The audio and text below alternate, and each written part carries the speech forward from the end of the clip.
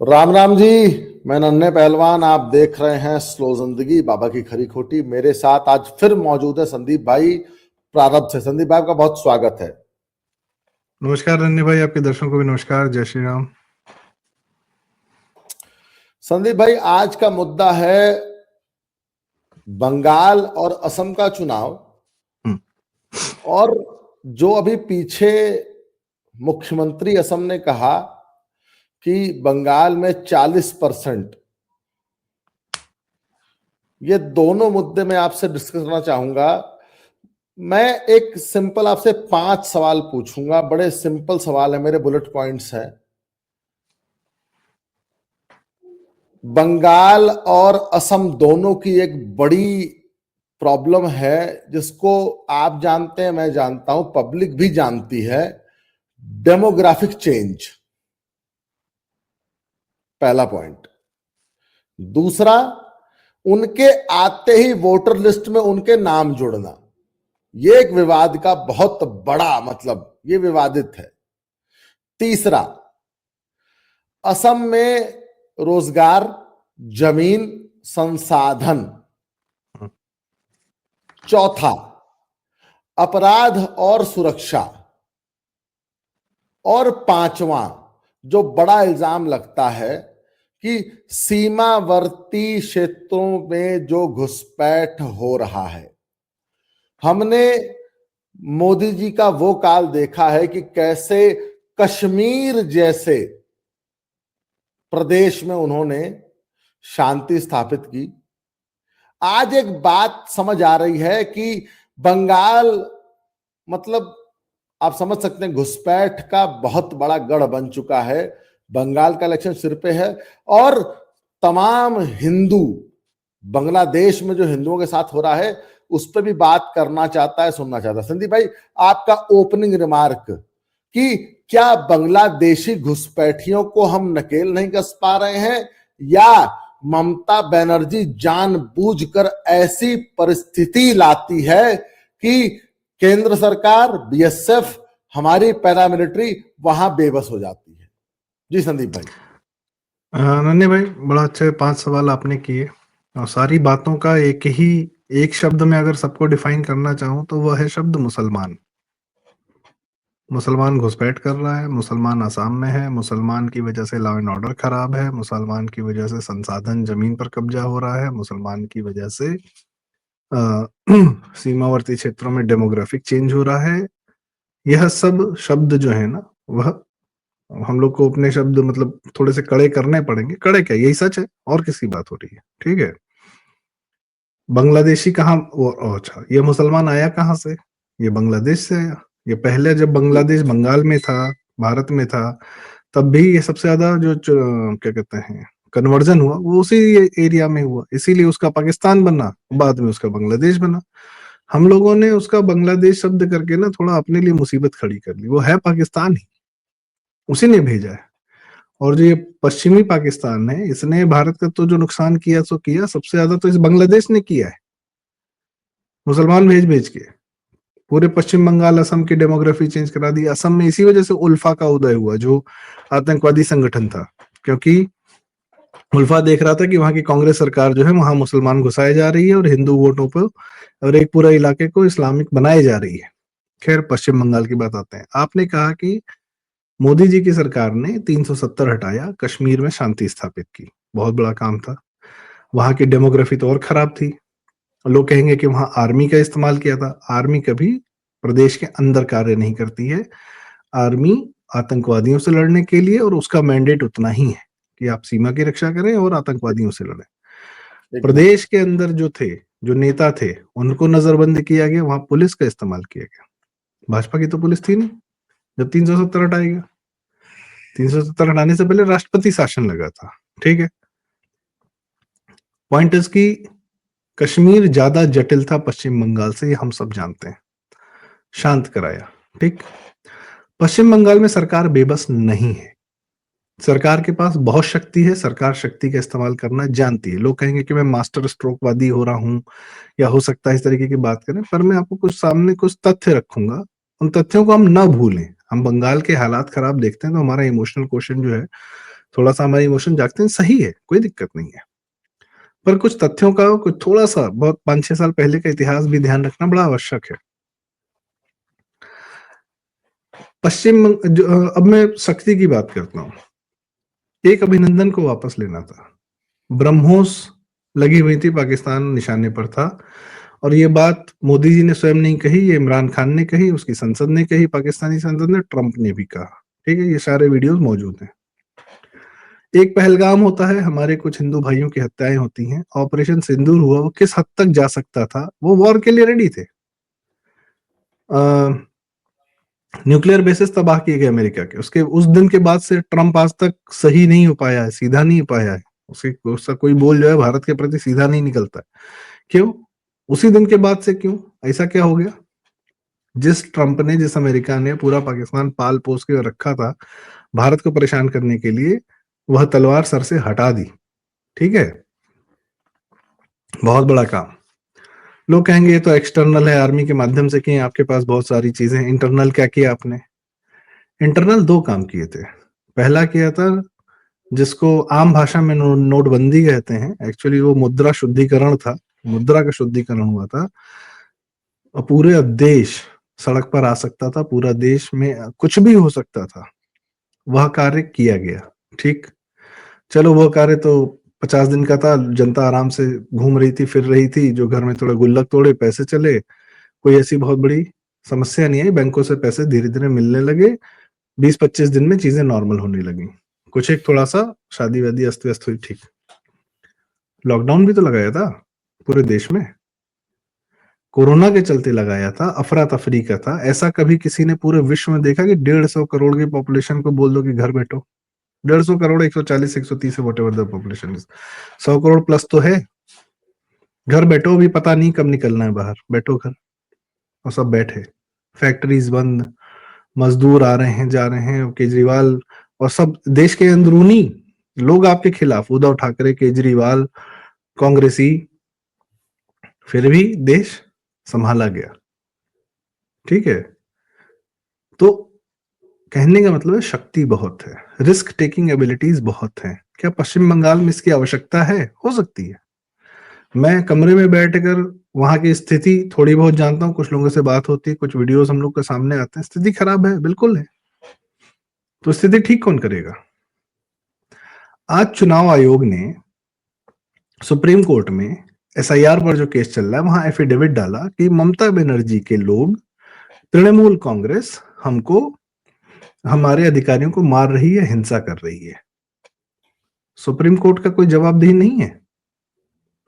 ये supreme court जब ममता बनर्जी 2021 में जीती थी, तो क्या कहते हैं, वहां हत्याएं शुरू हो गई थी, और 80,000 लोग असम के बॉर्डर पर खड़े थे। हेमंत बिश्व शर्मा ने कहा कि इतने सारे लोग यहाँ आए हुए हैं, अंदर में हिंसाएं हो रही हैं, संदेश खली हुआ, सब कुछ हुआ। सुप्रीम कोर्ट की आत्मा कहाँ थी? बहुत बड़े वो बनते हैं ये लोग, क्या कहते हैं, ह्यूमैनिटी के रक्षक, और पता नहीं क्या क्या अपने आप को तमगा दिए रहते हैं कि सारा देश का भार इनके ही कंधे पर है। क्यों? जब जेसाई दीपक ने केस डाला था 2021 में मई में, तो 3 महीने तक तुमने केस क्यों नहीं सुना था? वहां तो हत्याएं हो रही थी, हिंसा हो रही थी।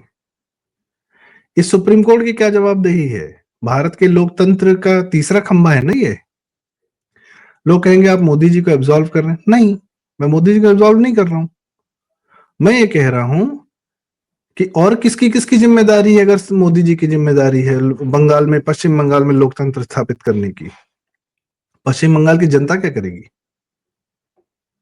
चुनाव नहीं लड़ेगी?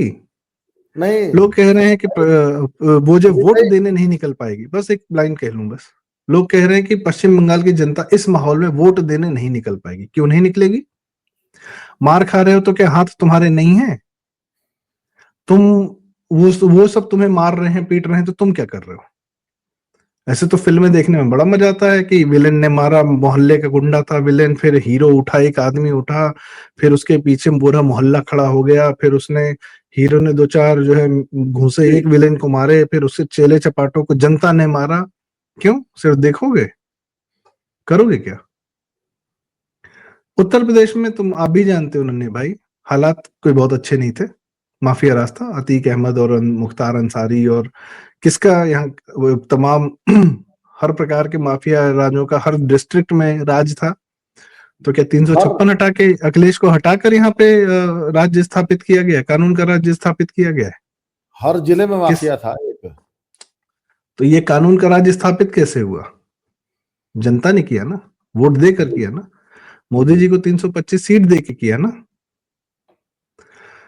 मोदी जी जब 2002 में गुजरात के मुख्यमंत्री बने, उससे पहले दंगा होता था, अहमदाबाद दंगे का एपिसेंटर हुआ करता था, पूरे में लतीफ का राज था, वहां भी वही हाल था। तो मोदी जी जब 2002 में जब उनको पहले चीफ मिनिस्टर बनाया गया, बाद में चुनाव जीते, तभी तो वहां के मुख्यमंत्री बने ना जी मोदी जी। तो चुनाव जीत जीत कर वहां पे गुजरात में अपने आप को स्थापित किया ना। मध्य प्रदेश का बहुत बुरा हाल था। अब लोग कहेंगे पश्चिम बंगाल जितना बुरा हाल नहीं था। हाँ, आपको क्या पता, बीमारू राज्य थे सारे के सारे। मध्य प्रदेश अंधेरे में डूबा रहता था, उत्तर प्रदेश अंधेरे में, बिहार में तो जंगल राज था। अरे लालू को जेल भेज दिया, तो लालू ने अपनी बीवी को बिठा दिया कि राबड़ी को जेल भेजा गया था। चुनाव से हारे हैं ये लोग। आज तेजस्वी लंदन में छुट्टी मना रहे हैं, अपना माथा पकड़ के बैठे हुए, कहाँ है किसी को पता नहीं। क्यों? क्योंकि वो चुनाव हारा है, उसको जेल नहीं भेजा गया है। उनको जेल भेज दोगे मजबूत हो, उनको जेल भेजोगे उनको कोई फर्क नहीं पड़ेगा। केजरीवाल को जेल भेजा था ना, क्या फर्क पड़ा? एक शीश महल बना दिल्ली में बनाया, तो दूसरा चंडीगढ़ बना के बैठा हुआ है, वहां बैठ के पंजाब केसरी की लाइट काट रहा है। क्यों? बढ़िया बात। क्योंकि वहां वो चुनाव जीता हुआ है, उसकी पार्टी है सरकार में। पार्टी सरकार में इससे फर्क नहीं पड़ता, लेकिन वो चुनाव वहां जीता हुआ है। दिल्ली से क्यों भागा हुआ है? दिल्ली में क्यों नहीं बैठता? क्योंकि दिल्ली की जनता ने लात मारी है, और न सिर्फ उसको उसको सत्ता से लात मारी है, उसको अपनी विधानसभा क्षेत्र से लात मारी है।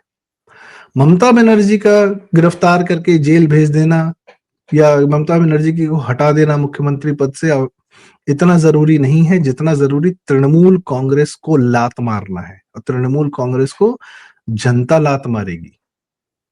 हम और आप नहीं मार सकते। मार जी सकते हैं, हम और आप नहीं मार सकते, मोदी नहीं मार सकते, ठीक है, उनके लिए आसान है। मैं कह रहा हूं ममता बनर्जी जीत जाएगी चुनाव, तब हटा देंगे उसको। राष्ट्रपति शासन लगाना है तो अभी क्यों लगाना है? वो चुनाव जीत जाएगी तो क्या उसके बाद नहीं हटाया जा सकता है? हटाया जा सकता है। पश्चिम बंगाल भारत की सुरक्षा के लिए बहुत आवश्यक है, हम सबको पता है। ठीक, भारत की सुरक्षा के लिए कितने कितने काम किए, भारत में बम नहीं फट रहा, और जो भी मैंने सारे उदाहरण गिनाए, बालाकोट एयर स्ट्राइक कर दिया, ऑपरेशन सिंदूर कर दिया। तो क्या पश्चिम बंगाल अगर भारत की सुरक्षा को कॉम्प्रोमाइज करेगा तो क्या पश्चिम बंगाल को छोड़ देंगे? नहीं छोड़ेंगे।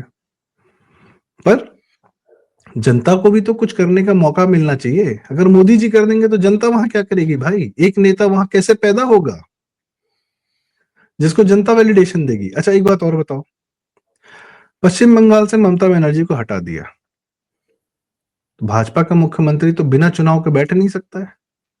आप एक पेपर पे साइन करके 356 लगाकर आप क्या कहते हैं, एक मुख्यमंत्री हटा सकते हैं, पर क्या बिना चुनाव कराए, बिना चुनाव जीते एक मुख्यमंत्री बिठा सकते हैं?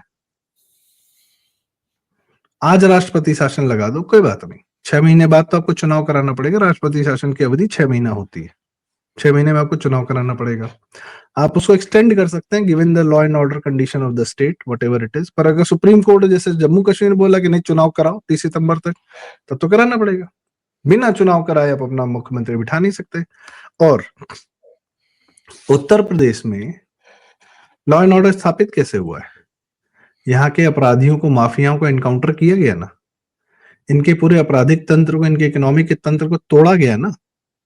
उस काम में कितना टाइम लगा? 4-5 साल लगा। तृणमूल कांग्रेस के लोगों पर क्यों नहीं आपराधिक मुकदमे दायर होंगे जब भाजपा का मुख्यमंत्री वहां आएगा? इतनी हिंसा की है, पूरा सिस्टम सुधारना है, पूरे वहां की जनता, यदि तृणमूल जिस दिन पश्चिम बंगाल में भाजपा जीते, अगर वहां की जनता तृणमूल कांग्रेस के लोगों को मारे पीटे या उनके साथ वही करे जो तृणमूल कांग्रेस के लोगों ने उनके साथ किया है, क्या यह न्याय नहीं होगा? मुझे यह न्याय चाहिए पश्चिम बंगाल में, कि वहां की जनता चुनाव जीते और उठ के फिर तृणमूल कांग्रेस के लोगों के साथ वही करे, सठे साठ्यम समाचे रहे, तो उतना ही करे जितना उन्होंने इनके साथ किया है। अब जो किया है वो जाने। मैं हिंसा का समर्थन कर रहा हूं, नहीं कर रहा हूं, ये तो तृणमूल कांग्रेस की हरकतें बता रही है ना। तृणमूल कांग्रेस के पूरे ममता बनर्जी को ताकत कहां से मिलती है? ये जो एक आज एक वीडियो आया है जिसमें तृणमूल कांग्रेस का एक मुसलमान विधायक कह रहा है कि हम इलेक्शन कमीशन के लोगों को मार देना चाहिए, पीट देना चाहिए, हिंसा करनी चाहिए। अच्छा, सुप्रीम कोर्ट क्या कर रहा है? वहां का हाई कोर्ट क्या कर रहा है? उस विधायक की क्यों नहीं सदस्यता छीन लेते हो? तो सब आंख बंद करके बैठे हुए हैं। मोदी जी कोई आंख बंद करके नहीं बैठे हैं, वो देख रहे हैं कि जनता क्या करेगी। वैलिडेशन जनता देगी और जनता को अब उतरना चाहिए, संघर्ष करना चाहिए।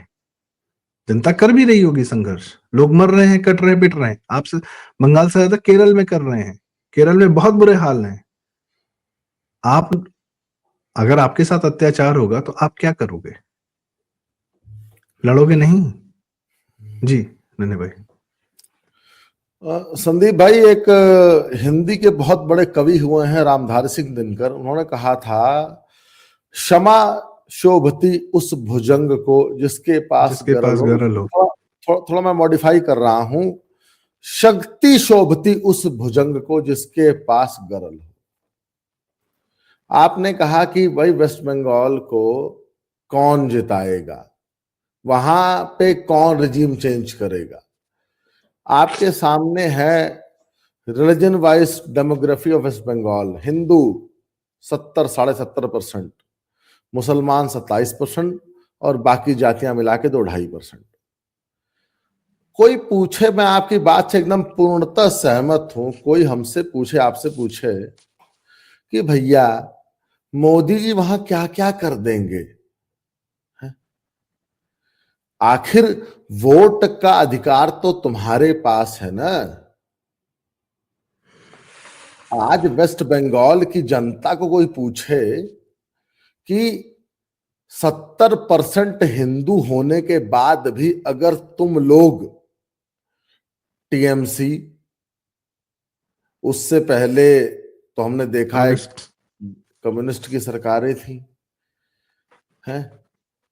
अब मुझे बड़ी खबरें आ रही थी कि भैया नहीं, अब तो इस बार फिर टीएमसी जीतने जा रही है, क्योंकि वोट देने निकलने नहीं दे रहे हैं। वो जो वहां कहते हैं, वो जो अपने उसको क्या कहते हैं संदीप भाई, वो जो लड़के मोहल्ले वाले, जो टोलेबाज, कैरम वाले, क्लब वाले कहते हैं क्लब वाले निकलने नहीं देंगे।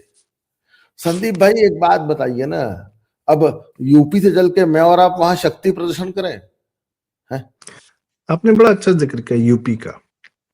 इसी यूपी ने जब अपने लिए माफिया राज समर्थित समाजवादी और एक समय में बसपा भी करीब करीब में भी कुछ माफिया एक मतलब पूरे, हमने भी जब भी इन लोगों को चुना तो क्या इस यूपी वालों ने देश भर में गाली नहीं खाई? हमने पलायन किया, यूपी वाले पलायन किए, जहां गए भैया है। बंबई में आज भी गाली खा रहे हैं, कहीं इज्जत तो नहीं मिली। क्यों? क्योंकि हमने अपने प्रदेश में ढंग की सरकारें नहीं चुनी 30-40 साल। जी। आज आप बाहर निकलिए, गुजरात जाइए, केरल जाइए, बेंगलोर जाइए, यूपी के हम भी लोग जाते हैं बाहर, तो किसी कोई पूछता है कहाँ से, तो हम कहते हैं लखनऊ से, यूपी से। तो कहता अच्छा अच्छा, योगी जी, योगी जी, योगी जी। मैंने साउथ में सुना ये, ठीक है, पेट्रोल पंप पे अटेंडेंट्स को बोलते हुए सुना ये बात। संदीप भाई, मैं और बाबा जी जब गए थे ना महाराष्ट्र इलेक्शन में, तो वहां एक एक प्याज व्यापारी था, कट्टर कांग्रेसी। जब उससे पूछा ना कि मतलब भैया वोटिंग का क्या है, तो बोला कि प्रदेश में कांग्रेस चाहिए पर पंथ प्रधान योगी जी। इन लोग को पेंडुलम्स को रहने दो कि अपने मतलब मीठा मीठा गप गप, और मतलब अपने यहाँ हमको घटिया विधायक चाहिए, मुसलमान को वोट दे आएंगे, लेकिन नेता योगी चाहिए क्योंकि काम करता है। तो तुम क्या करोगे? बात तो यही है ना कि योगी कर देगा, मोदी कर देंगे, तुम क्या करोगे? वो सुना मुंब्रा वाली जो नई नई हाँ। मैं ये कह रहा था कि पश्चिम बंगाल के अगर यूपी वालों ने आज इस बार बिहार की बात हो रही ना कि बिहार ने अपने आप को तेजस्वी यादव और जंगल लाल से बचा लिया, तो क्यों नहीं वहां उनकी तारीफ होगी? क्यों नहीं अब यूपी वालों की तारीफ हो रही है ना कि हाँ भैया योगी जी को आपने चुना है। भाई 2022 में भी हमने चुना, हमें एक मिल गया नेता, हमने चुन लिया, लॉ एंड ऑर्डर चुना, नीतियां चुनी हमने, डेवलपमेंट चुना हमने, सुरक्षा चुनी। पश्चिम बंगाल क्या चुन रहा है? और गलत चुनोगे तो झेलेगा कौन? सिर्फ डर के मारे घर में बैठे रहोगे? लोग फिर कहेंगे कि अरे संदीप सिंह तुम्हारे लिए बड़ा आसान है कमरे में बैठ के बोलना। हाँ ठीक है, आज मौका मिला है बोलूंगा। 25 साल से हमने सुना है कह रहे यूपी में हालत खराब रहती है, तुम लोग क्या माफिया राज रहता है, सपा भी मुलायम सिंह यादव को चुन लेते हैं। वो हमने बहुत सुना, ठीक है आज हमें मौका मिला, हम भी बोले। क्यों? मुंबई गुजरात दिल्ली वाले नहीं बोलते थे हम लोग को भैया वो पता नहीं क्या क्या। आज हम भी बोल रहे हैं दिल्ली में पॉल्यूशन बहुत है, रह लो वहां पे, यहाँ हवा साफ है। पॉइंट इज मुंबई अवैध शहर है, अवैध न उद्धव ठाकरे को सर पे बिठा रखा है, जिसने पूरे मुसलमान भर लिए, 33% मुसलमान भर लिए तुमने। पूरी मुंबई बजबजा रही है, बदबूदार हो है, बजट पता नहीं कितना है। हम नहीं बोलेंगे? हम भी बोलेंगे, क्यों नहीं बोलेंगे? जी बहुत सुना हमने। पश्चिम बंगाल, अरे देश को लाइट हाउस है, देश का ज्ञान देता है। आज जो बंगाल सोचता है कल भारत सोचेगा। नहीं चाहिए तुम्हारा सोच हमको। तुमने देश में, तुम देश का फोड़ा हो, तुम देश का कोड़ हो। तुम्हारी वजह से पूरे देश में बांग्लादेशी मुसलमान भरता जा रहा है।